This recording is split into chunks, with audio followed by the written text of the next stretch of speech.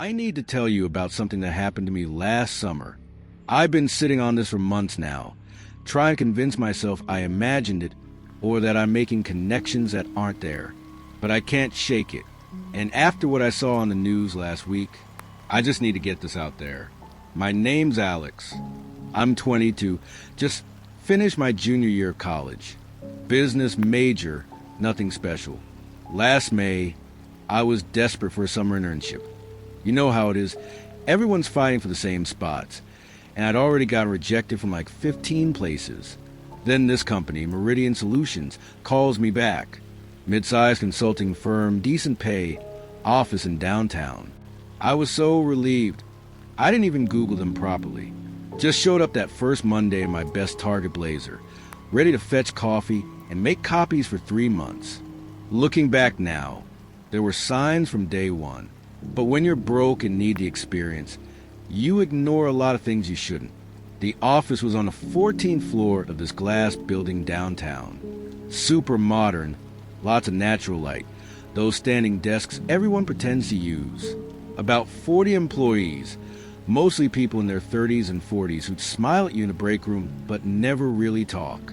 My supervisor, Janet, was this perpetually cheerful woman who wore way too much perfume and always had her nails done perfect. "You're going to love it here," she said that first day, showing me to my cubicle. "We're like a family." I hate when companies say that, but whatever. The work was boring. Data entry, scheduling meetings, organizing files. But it was air-conditioned, and they had free coffee, and I could put on my resume. Win-win-win. The first couple weeks were totally normal. I'd get there at 9, leave at 5:30, sometimes grab drinks with the other 2 summer interns, Marcus from Yukon and Priya from Northeastern. We complain about the work, gossip about the full-timers, typical intern stuff. It was the 3rd week when things started feeling off. It was a Thursday night. I had stayed late to finish some spreadsheet Janet needed for a morning meeting. The office was mostly empty by 7. Just me, the cleaning crew, and I think someone from IT was still around somewhere. I was in the zone, headphones on, just grinding through the numbers. Then my phone died, and suddenly the office was way too quiet. That's when I heard it. Crying. Muffled, but definitely crying. A woman's voice. I pulled off my headphones and listened. It was coming from down the hall, near the big conference room. Not like dramatic sobbing or anything. More like, have you ever heard someone cry when they're trying really hard not to? That shaky, breathless kind of crying where they're biting their lip to keep quiet? It was like that. I sat there for a minute, debating. It wasn't really my business. But what if someone needed help? Maybe someone got bad news about their family or something. So I got up and walked down the hall, my sneakers squeaking on the polished floor. The conference room door was closed. The lights were off inside. I could see through the frosted glass panel. But the crying was definitely coming from in there. I knocked softly. "Hey, is everything okay?" The crying stopped immediately, like someone had flipped a switch. I waited, ear pressed against the door. Nothing, not even breathing. "Hello?" I tried the door handle. Locked. Then I heard footsteps inside. Slow, deliberate footsteps walking toward the door. I backed up, ready to apologize for intruding, but the footsteps stopped right at the door. I could see a shadow through the frosted glass. Someone was standing right on the other side, maybe 6 inches from where I was. We stood there like that for what felt like forever, but was probably 10 seconds. Then the shadow moved away, and I heard a different door. The conference room has 2 entrances, open and close. I practically ran back to my desk, packed up my stuff, and left. In the elevator, I tried to rationalize it. Maybe someone was having a rough day. Maybe they were on a phone call. People cry at work sometimes. It happens. But I couldn't shake the feeling that they'd been watching me through that glass, waiting for me to leave. The next day, I mentioned to Marcus at lunch. We were eating sandwiches in the break room, and I tried to make it sound casual. "Yo, weird thing happened last night. I heard someone crying in the conference room." Marcus stopped mid-chew. The big one, by the elevators. Yeah, door was locked though. He leaned in closer, glancing around to make sure we were alone. Okay, don't freak out, but Priya told me something weird about this place. What kind of weird? You know how the elevator buttons go from L for lobby, then 2 through 20? No button for the first floor. I noticed that, actually. Figured it was just architectural weirdness. Yeah, Priya was here late last week, and she saw a security guard use a key card on the elevator panel. A button lit up that she'd never seen before. B1. A basement. That's what she thought. But here's the thing. She asked Janet about it the next day. Just curious, you know? And Janet got weird. Like, really weird. Told her she must have been seeing things. That there's no basement in this building. Maybe there isn't? Marcus pulled out his phone and showed me the building's website. Right there on the amenities page. Underground parking available in levels B1 through B3. So there's definitely a basement, I said. 3 of them. But Janet straight up lied about it. We sat there for a minute, processing this. Then Marcus said something that made my skin crawl. Priya said when that guard used his key card, she heard something from the elevator shaft. Like machinery, but not normal elevator sounds. She said it sounded like chains.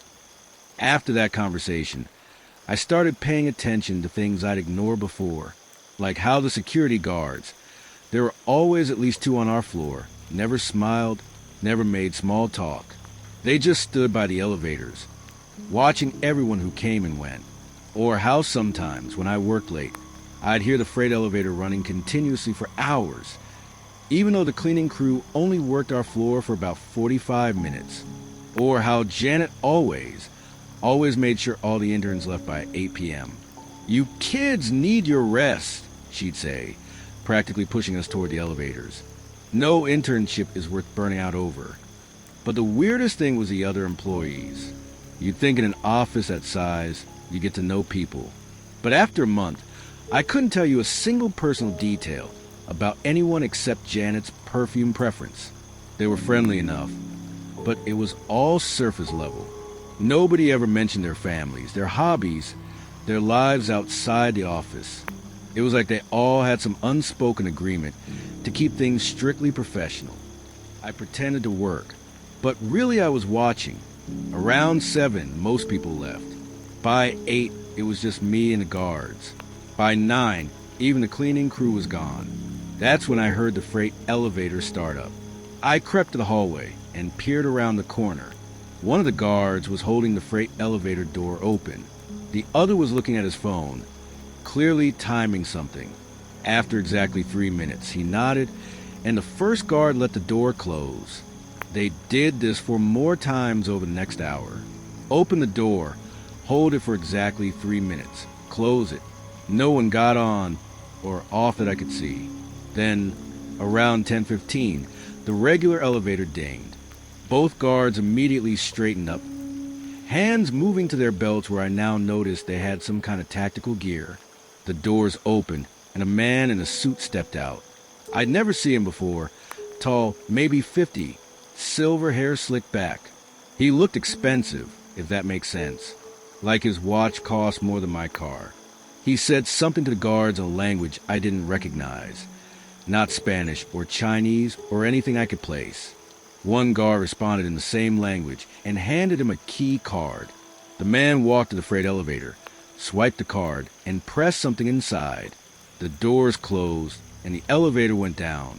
Not up to the higher floors. Definitely down. I waited for him to come back up, but after 20 minutes, I chickened out and left. The guards watched me go, and one of them made a phone call as I was waiting for the regular elevator. I could feel their eyes on me the whole ride down. 2 nights later was when it happened. When I saw something I can't explain away or rationalize. It was around 11 p.m. I'd told Janet I'd gone home, but I'd actually hidden in the bathroom until the coast was clear, then snuck back to my desk.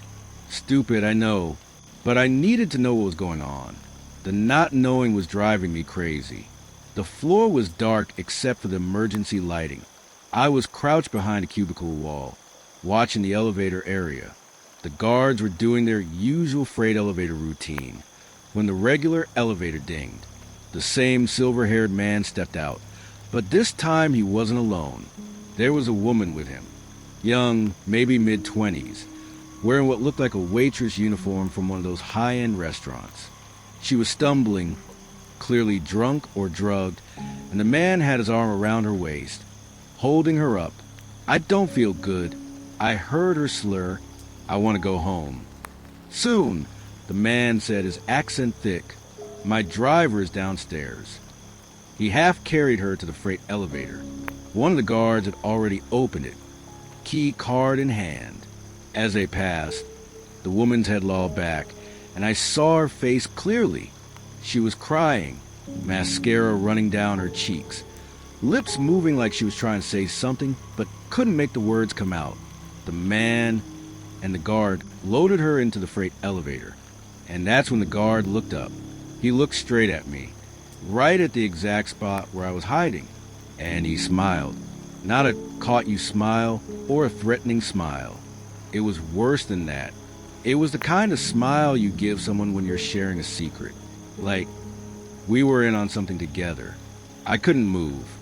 I stayed frozen behind that cubicle wall as the elevator doors closed. The guard kept looking at my hiding spot for another few seconds, still smiling, then went back to the position by the elevators. I waited until I heard them change shifts at midnight. Then I crawled to the stairwell and ran down 14 flights. I didn't stop running until I was 5 blocks away, and then I threw up in an alley. I didn't sleep that night, or the next one. I called in sick the next day, and the day after that, Janet left me 3 voicemails, each one more concerned than the last. "Alex, sweetie, are you okay? We're worried about you. Please call me back." I didn't call her back. I sent an email saying I had a family emergency and wouldn't be able to complete my internship. I apologized for the inconvenience. Professional, polite, done. Marcus texted me asking what happened. I told him I got another offer. He knew I was lying, but he didn't push it. Priya called me that weekend. "You saw something," she said. "Not a question. I don't know what you're talking about." "Alex, I'm not stupid. You were practically living at the office. Then suddenly you disappear?" After asking all those questions about the basement, I was quiet for a long time. Then I said, "Did you ever see anything?" "No, but I heard things, and I found something." "What?" "A payroll record. Someone left it on the printer. It showed employee payments, but some of them, Alex, some of them were listed as inventory transfers. Who lists employees as inventory?" "I don't know. And there were names I didn't recognize. A lot of names. All women. All with just first names and numbers. Like Maria, 47. Svetlana, 23. Ashley, 91. My stomach turned. "Did you keep it?" I took a picture. But when I went to look at it later, my phone had mysteriously deleted it. And the next day, Janet mentioned how important it is to respect confidential information. She was smiling when she said it, but her eyes... Priya paused. "I'm quitting too. On Monday." "Good. That's good. Alex, whatever you saw, should we tell someone?" I thought about that guard smile. About how he'd looked right at where I was hiding. About how easy it would be for them to find out where I lived, where I went to school. Tell them what?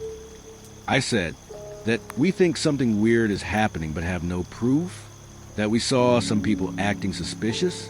They're a consulting firm with corporate lawyers. We're college kids. Priya was quiet. Then, "Yeah, you're right." We hung up and never spoke again. For weeks after, I jumped every time my phone rang. I kept expecting someone from Meridian to show up at my door. I changed my routes to campus, varied my schedule, stayed with friends. Nothing happened.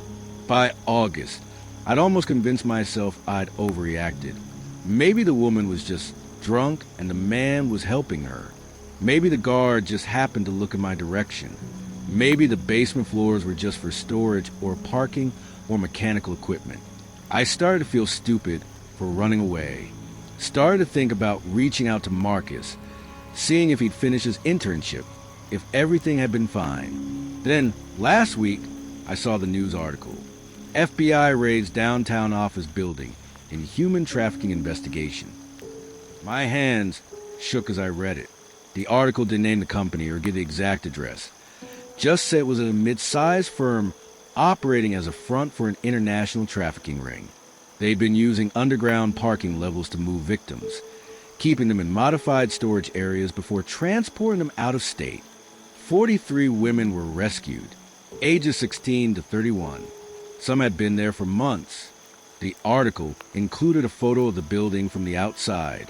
It was taken from far away, probably by a news helicopter. You couldn't see much detail, but I recognized the glass facade, the distinctive curved corner, the logo on the side that I'd stared at every morning for a month. I threw up again after reading that article. Then I called the FBI tip line. The agent I spoke to was professional but skeptical. I'd quit 2 months before the raid. I didn't have any photos, any documents, any proof. Just a story about crying in a conference room and a woman in an elevator. We'll add it to the file, she said, but the investigation is ongoing. We can't comment on specific details. The security guards, I said, the ones who worked the night shift. Did you arrest them? I can't discuss that. Please. There was one, about 6'2", buzz cut, had a scar on his left hand. Sir, I cannot discuss the investigation. I hung up. I've been back at school for 2 months now. I changed my major to education. I don't want to work in an office ever again. Sometimes I think about those 43 women, about how many times I stayed late at that office, just 1 floor above them. How many times I heard the freight elevator running and did nothing. How many women were moved through that building while I was organizing spreadsheets and fetching coffee. I think about the one I saw, the waitress in the elevator. Was she one of the 43 they rescued? Or was she moved before the raid? Is she somewhere safe now? Or I don't let myself finish that thought. Marcus finished his internship. He texted me once in September, said everything was normal after I left, that Janet gave him a great recommendation letter. He doesn't know about the raid. Meridian Solutions wasn't named in any of the articles. And the FBI hasn't made any executive arrests public yet. I haven't told him. I don't know if I should. But here's the thing that keeps me up at night. The thing that makes me check my locks 3 times before bed and look over my shoulder whenever I'm walking alone. That guard smiled at me. He saw me watching and he smiled, which means he let me go. Why? Was it because I was an intern, too visible to disappear without questions? Was it because they knew I'd be too scared to say anything? Or was it something else? Sometimes, when I can't sleep, I wonder if they're still out there. If that guard is working security at another building in another city. If that silver-haired man is recruiting at another high-end restaurant.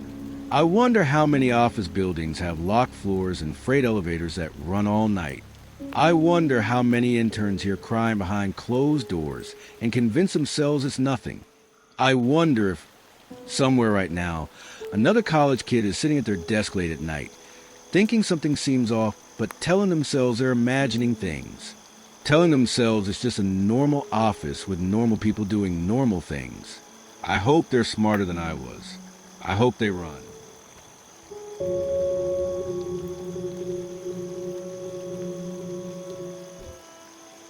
Look, I know this sounds crazy. I know it does. But I need to tell someone about what happened on the 1147 Metro North train last August. Because I haven't taken public transportation since, and honestly, I'm starting to think I never will again.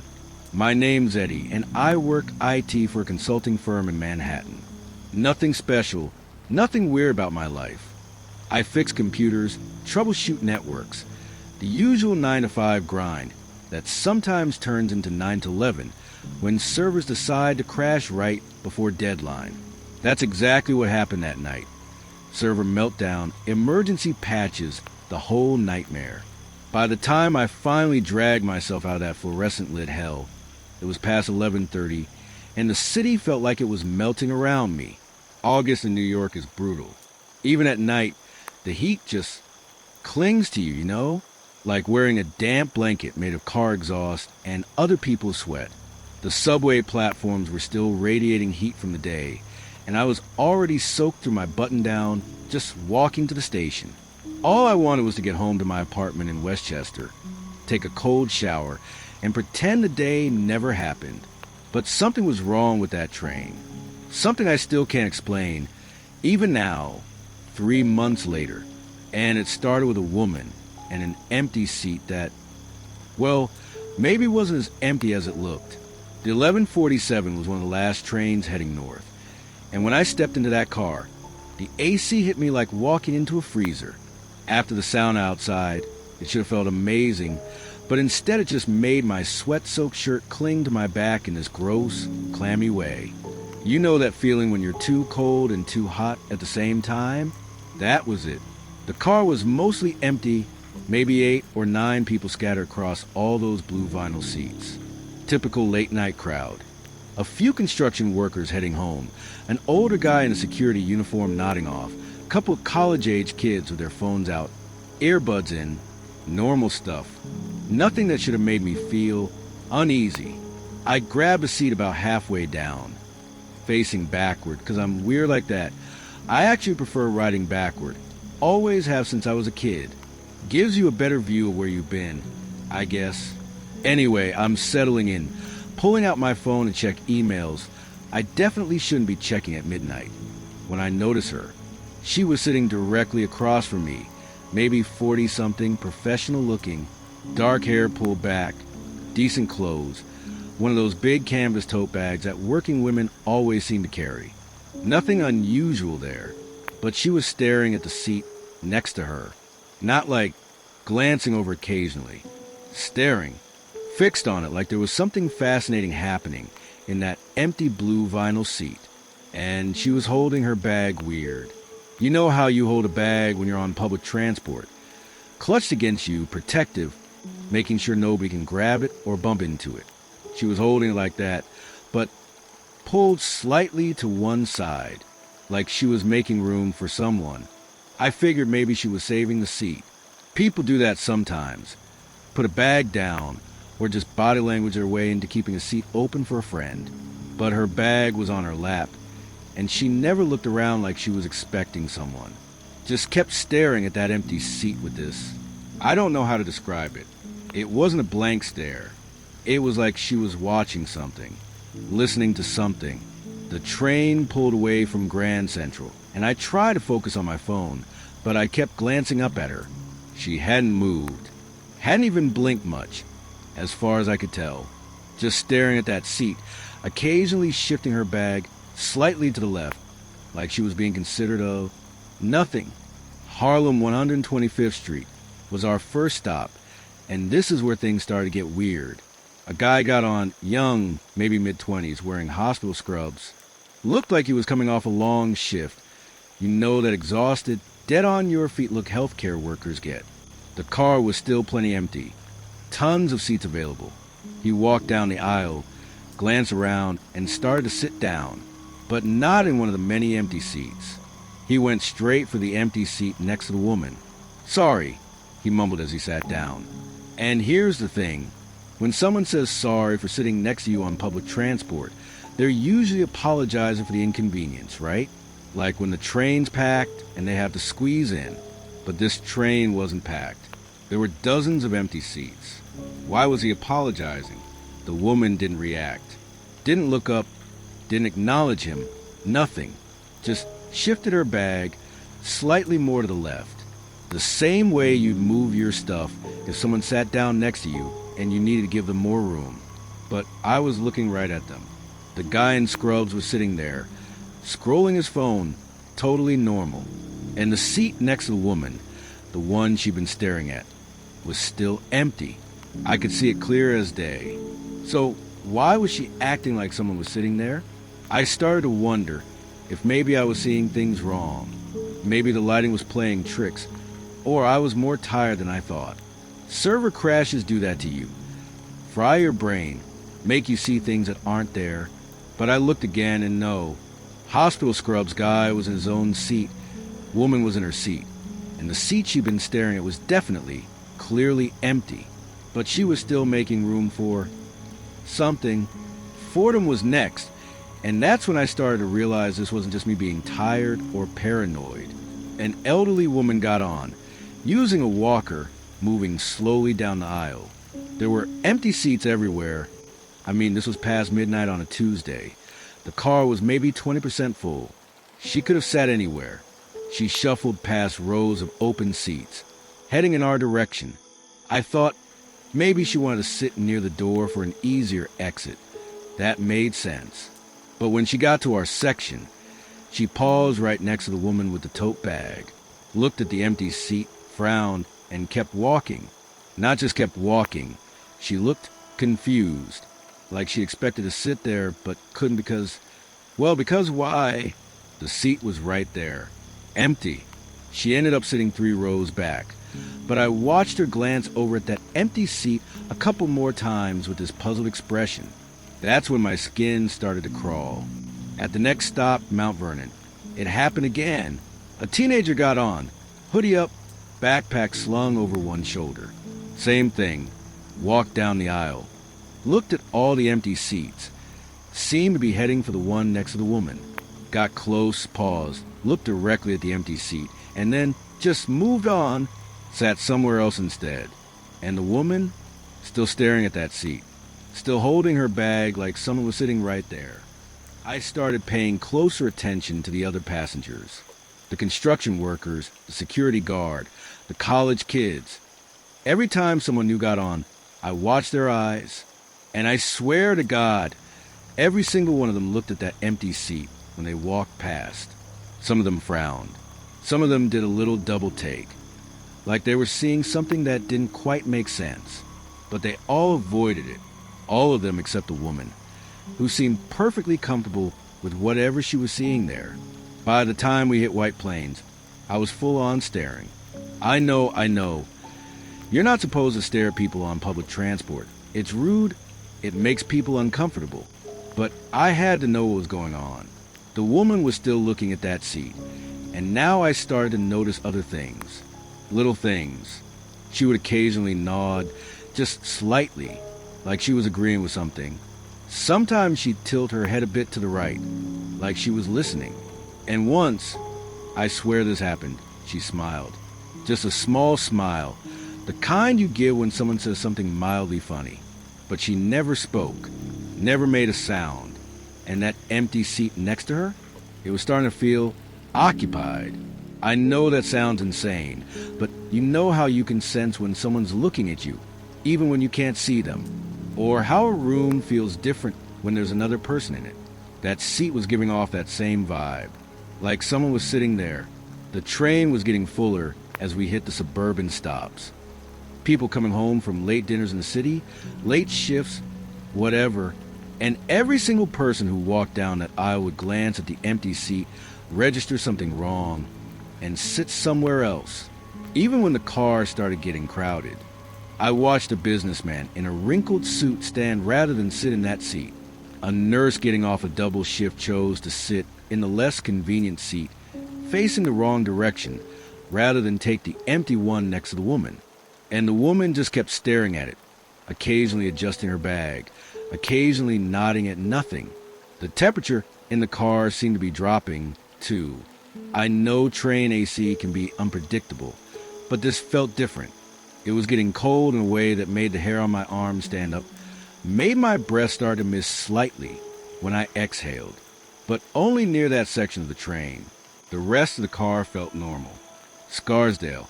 My stop was next, and I was getting ready to leave, gather my stuff, when something made me look up. The woman was still staring at that empty seat, but now she was smiling. Not the polite, small smile from before. A real smile. Warm, genuine. The kind you give someone you're really happy to see. She reached over with her free hand, the one not holding the bag, and her fingers moved like she was touching something, patting something. The gesture was so natural, so normal, that for a second I almost saw it too. Almost saw the hand or arm she was patting affectionately. But the seat was still empty. Next stop, Hartsdale, came the conductor's voice over the intercom, and I realized I'd been holding my breath. As the train started to slow down, I stood up, moved toward the doors. But I couldn't stop myself from looking back at them one more time. That's when I saw it. In the window, the black window reflecting inside of the train car, I could see the woman clearly. Her tote bag, the empty seat next to her, and sitting in that empty seat was a man. Middle-aged, balding, wearing a dark jacket. He was looking at the woman with the same warm smile she was giving to the empty seat. His hand was resting on her shoulder. But when I looked directly at the seats, not at the reflection, but at the actual seats, there was nothing there, just the woman, her bag, and empty blue vinyl. I looked back at the window. The man was still there in the reflection, clear as day, back at the actual seats. Empty, window reflection. Man in dark jacket, smiling, actual seats. Nothing. The train stopped, the doors opened, and I got off so fast I nearly tripped over my own feet. But I had to look back. You know how it is. You see something that makes no sense. That breaks everything you understand about how the world works. And even though every instinct is screaming at you to run, you have to look. You have to know. So I turned around as the train started to pull away, and I looked through the window of the car I'd just left. The woman was still there, still smiling, but now she was talking. I could see her lips moving, animated, like she was having a conversation with someone she cared about, someone she was genuinely happy to see.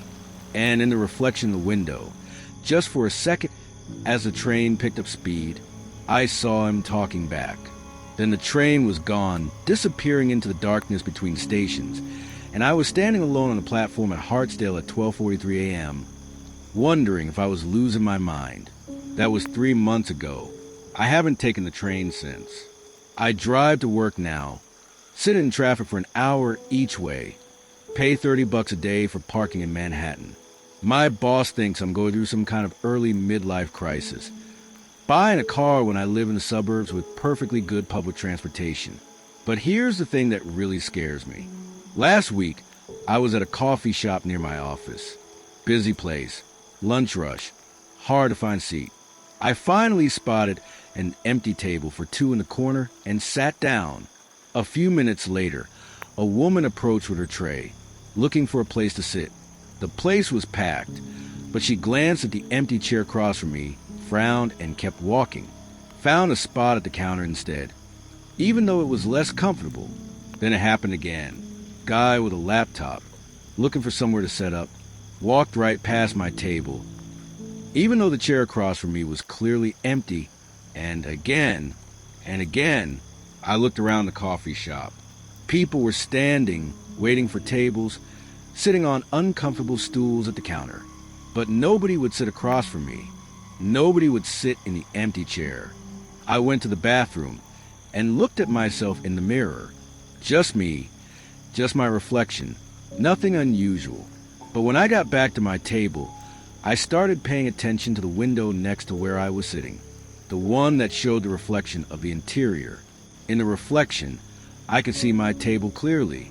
I could see me, sitting there with my coffee and laptop, and I could see someone sitting across from me, someone I recognized, someone who'd been dead for 15 years, my brother Marcus, killed in a car accident when we were both in college, sitting across from me in that empty chair, smiling the same way he used to when we'd study together at coffee shops just like this one.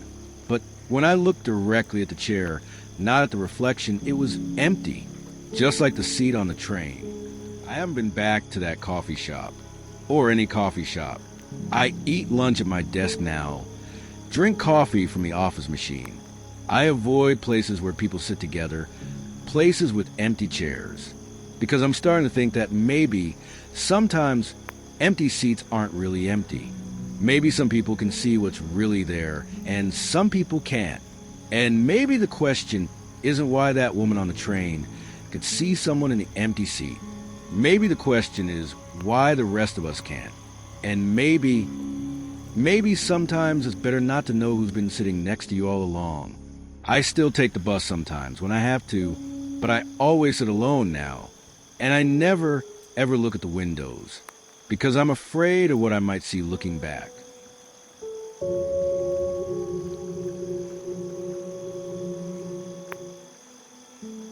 When you've been laughing and drinking beer with someone who... Well, let me just tell you what happened to me last summer, because I still can't sleep some nights, and every time I smell charcoal and lighter fluid, my stomach drops. My name's Neil, and I'm just a regular guy living in Riverside Heights. You know, one of those cookie-cutter suburbs where the lawns are perfectly trimmed and everyone waves when they take out the trash. I work IT for a dental office. Nothing exciting. But what happened at my neighbor's barbecue? Christ, I wish I could forget it. It was July 15th, a Saturday. One of those perfect summer evenings where the air is warm but not sticky, and you can hear kids playing in backyards all down the street. I was on my porch with a beer, just unwinding after mowing my lawn, when my neighbor Dave calls over from his yard. "Hey, Neil, fire up the grill tonight. Buddy, come on over around 6. We're doing burgers and dogs." Dave Kowalski lived 3 houses down from me for about 2 years.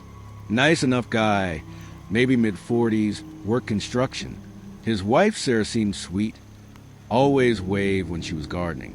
They kept to themselves mostly, which in a neighborhood like ours was actually kind of refreshing. I figured why not? I hadn't eaten anything decent all day, and it beat microwaving another frozen dinner. So around 6, I grabbed a 6-pack from my fridge and walked over. Their backyard was pretty typical.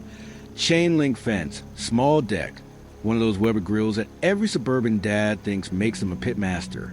Dave was already out there, poking at some hot dogs with a spatula that had seen better days. "Neil, there's my guy." He was enthusiastic, more than I'd ever seen him. Usually Dave was pretty quiet, just nodded when we passed each other getting the mail. But tonight he was all smiles, slapping my back like we were old college buddies. Sarah came out with a tray of burger patties. "So glad you could make it, Neil. Dave's been talking about having you over for weeks." That struck me as weird because Dave and I barely talked beyond nice weather and how about those Mets. But I just smiled and cracked open a beer. The first hour was actually pretty nice. We talked about work, complained about the city raising property taxes again. Their kid, I think his name was Tommy, maybe 8 years old, was running around with a super soaker, absolutely soaking everything in sight. Normal suburban stuff. But Dave kept hovering. Every time I'd finish a beer, he'd press another one into my hand before I could even say I was good. When I mentioned I should probably head home soon since I had an early morning, he'd immediately change the subject or ask me about something else. "Come on, Neil. The night's still young. Sarah made potato salad. You gotta try it. And I got this new bourbon I've been saving. We should crack it open." It wasn't aggressive or anything, just persistent, like he really didn't want to leave. Around 8:30, Tommy knocked over Sarah's drink with his water gun, and she went inside to get paper towels. I really needed to use the bathroom. All those beers, you know. So I followed her in. "Bathroom's just down the hall," she called over her shoulder, heading toward the kitchen. Their house had the same layout as mine, so I knew where I was going. But walking down that hallway, something felt off. There were 3 doors along the wall that should have led to bedrooms, but every single one of them had a heavy-duty padlock on it. Not little luggage locks. I'm talking thick, industrial-grade padlocks. The kind you'd use on a storage unit. I stopped walking. Who padlocks interior doors in their own house? The first door, closest to the living room, had this faint chemical smell coming from underneath, like bleach, but stronger. Hospital-grade strong. The second door was silent, but the third one, I swear I heard something. A soft scratching noise, like fingernails on wood. I stood there for maybe 10 seconds, just listening. The scratching stopped. "You find it okay?" Sarah's voice behind me made me jump. I turned around, trying to look casual. "Yeah, just, interesting setup you guys have here." She looked at the doors, then back at me. Her smile never wavered, but something shifted in her eyes. "Oh, those are just storage rooms. Dave's really particular about his tools and stuff. You know how men get about their workshops. 3 locked storage rooms? In a house this size?" But I just nodded and went to use the bathroom. Because what else do you say to that? When I came back out, Sarah was in the kitchen, cleaning up the spilled drink. I was heading straight for the back door, but something on the counter caught my eye. A wallet, brown leather, lying open next to the sink. I shouldn't have looked. I know that, but it was right there, and the driver's license was visible. The photo showed a young woman, maybe 25, with curly blonde hair and a bright smile. The name read Jessica Chun, and the address was for somewhere in Brooklyn. Sarah wasn't blonde, and her name definitely wasn't Jessica. "Neil!" Sarah was standing right behind me, close enough that I could smell her perfume mixed with that bleach scent from the hallway. "Sorry, I started to say, but she was already snatching the wallet off the counter, shoving it into her back pocket. "Dave's waiting for you outside," she said, still smiling, but her voice was different now. Flatter. I went back outside, but my hands were shaking. Dave was flipping burgers, humming some tune I didn't recognize. "There he is. Thought you fell in." He laughed, but he was watching me carefully. "Everything okay, buddy? You look a little pale." "Yeah, just maybe at one too many beers." I tried to sound normal, but my voice came out wrong. Too high. "Well, we can't have that. Sarah, bring Neil some water, would you?" I wanted to leave. Every instinct I had was screaming at me to make some excuse and get the hell out of there. But Dave was standing between me and the gate, still holding that spatula, still smiling that too wide smile. And Sarah was watching me from the kitchen window. We sat around their patio table, while Dave served the food. The burgers were actually pretty good, but I could barely taste anything. My brain kept cycling through what I'd seen.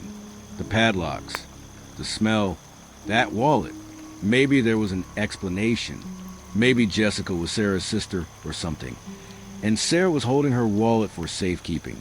Maybe those really were just storage rooms, and the chemical smell was from cleaning supplies. But the scratching noise. "So, Neil," Dave said, cutting into a burger that was still pink in the middle, "you live alone, right? No girlfriend, no roommates?" Yeah, just me." Why was he asking? "Must get lonely," Sarah added. "Big house like that, all to yourself." "It's actually pretty small," I said. 2 bedrooms. "Still," Dave said, chewing slowly, "nice and private. Bet nobody would even notice if you didn't come home for a few days, huh?" The way he said it made my skin crawl, like he was testing something. Tommy had stopped running around. He was sitting on the deck steps, just staring at me with these huge, serious eyes. Kids usually love me. I'm good with them, always have been. But Tommy looked scared. "Tommy, why don't you go watch TV?" Sarah said quietly. "But Mom, I want to..." "Now." Tommy got up and went inside without another word. I watched him through the sliding door as he walked past those locked doors, not even glancing at them, like he was used to them being there, like he knew not to ask questions. Dave started talking about work, something about a construction job in Queens, but I wasn't really listening. I was thinking about that wallet. Jessica Chun. Where was Jessica Chun right now? That's when I noticed Dave's phone on the table. The screen had lit up with a text notification, and I could see the preview. Package delivered. No issues. Ready for pickup. Dave saw me looking and quickly flipped the phone face down. "Work stuff," he said, but his jaw was tight now. Sarah came back outside with a bottle of water for me, and as she set it down, I noticed her hands. Her fingernails were stained dark around the edges, like she'd been scrubbing something that wouldn't come clean. You know, I said, standing up fast enough that my chair scraped against concrete. I just remembered I've got this early call with a client tomorrow. I should really. Sit down, Neil. Dave's voice had changed completely. The friendly neighbor act was gone. I looked toward the gate. Dave was still between me and it, but I'm a pretty big guy, bigger than him. Anyway, I could probably push past if I had to. I really should go, I said again, not sitting. That's when Sarah stepped closer, and I saw what she was holding behind her back, a syringe. Dave invited you for dinner. Neil, it would be rude to leave before dessert. Everything slowed down like in a movie. I saw Dave starting to stand, saw Sarah moving toward me with that syringe, saw Tommy's face in the window, his mouth open like he was screaming, but no sound was coming out. I grabbed my beer bottle and smashed it against the edge of the table. Glass everywhere. Sarah jumped back, and that half second was all I needed. I ran, not toward the gate. Dave was already moving to block it, but straight at the chain link fence. I hit it running and scrambled over, cutting my hands on the top links, not caring. Behind me, I heard Dave yelling something, but I didn't look back. I ran all the way home, slammed my door, locked it, and called 911. 911, what's your emergency? My neighbors. I think they're holding someone prisoner. Maybe multiple people. There are locked rooms and... Sir, slow down. What's your address? I gave them everything. The padlocks, the bleach smell, the scratching, Jessica Chen's wallet, the syringe. The dispatcher stayed on the line while I waited for the cops to show up. But here's the thing. When the police arrived 20 minutes later, Dave and Sarah were sitting on their front porch, calm as anything. They let the officers search the house completely. No padlocks, no strange smells, no Jessica Chen's wallet. Must have been a misunderstanding, the officer told me later. Your neighbors seem like nice people. Maybe you had a little too much to drink. But I know what I saw. I know what I smelled. The next week was the longest of my life. I barely slept. Every time I looked out my window, Dave or Sarah was in their yard, just doing normal things, watering plants, getting the mail, but always watching my house. On Wednesday, Dave knocked on my door. Hey, neighbor, he said when I cracked it open, keeping the chain lock on. Sarah wanted me to apologize for the other night. She thinks maybe you saw her medication bottles and got the wrong idea. She's diabetic, you know, has to keep her insulin locked up because of Tommy. His explanation was perfect, reasonable, made me sound paranoid. No hard feelings? He extended his hand through the gap in the door. I didn't shake it. That Friday night, I was watching TV when I heard sirens. Lots of them. I looked out my window and saw police cars, ambulances, even a fire truck, all parked in front of Dave and Sarah's house. Flashing lights turned the whole street red and blue. I threw on shoes and ran outside. Half the neighborhood was already there, standing behind police tape, everyone asking what happened. Gas leak, one of the cops told us. Family had to be evacuated. House is going to be sealed off for a few days while we investigate. But it wasn't a gas leak. I could tell by how many cops there were, how they were taking photos of everything, how they kept other people way back from the house. Around midnight, I saw them bringing things out. Evidence bags, lots of them. And then came the stretchers. 3 of them covered in white sheets. I never found out what they discovered in that house. The news never reported it, not on TV, not in the papers. Nothing. Dave and Sarah never came back. The house sat empty for months before new people moved in. But here's what really messes with me. 3 weeks after that night, I was going through my mail and found something that made my blood freeze. A thank you card. Cheerful yellow flowers on the front. Inside, in Sarah's neat handwriting. Dear Neil, thank you for being such a wonderful neighbor. We'll never forget how welcoming you were. Hope to see you again soon. The Kowalski family. It was postmarked from someplace in Oregon. I moved out of that house 2 months later. Couldn't stand it anymore. But sometimes when I'm walking through my new neighborhood and I see families having barbecues in their backyards, I find myself wondering what's behind those locked doors. Who's not coming home tonight? Last month, I was scrolling through missing persons reports online. Don't ask me why, I needed to know. And there she was. Jessica Chun, reported missing from Brooklyn in June of last year, right around the time Dave and Sarah moved into the neighborhood.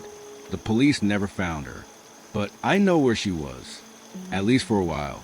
And the thing that keeps me up at night, that thank you card.